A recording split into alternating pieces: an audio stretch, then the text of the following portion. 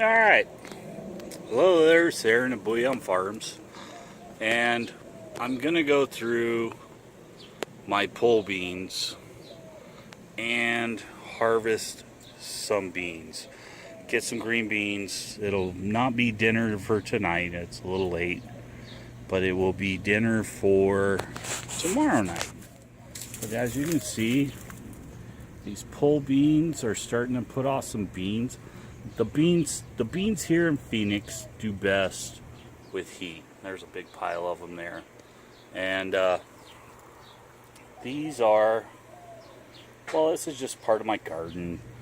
And there's a zucchini plant that's still taking over. I'm surprised. The squash bugs haven't showed up for the zucchini yet.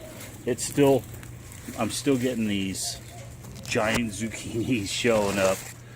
But I'm going to go through here, pick some beans, and let's see if we got enough for a meal. Alright, so I just went through, picked my beans. I'm sure I missed a few dozen, but I got a, look here, another colander full of beans. And this is my first harvest of the year.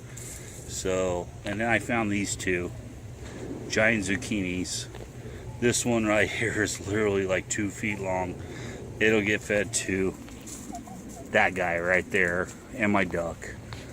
But yeah, pretty good first harvest.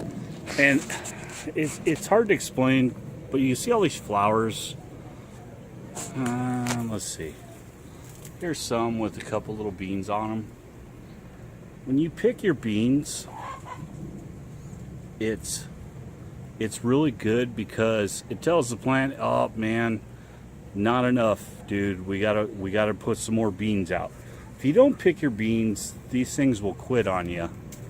They won't quit, but they will slow down on you.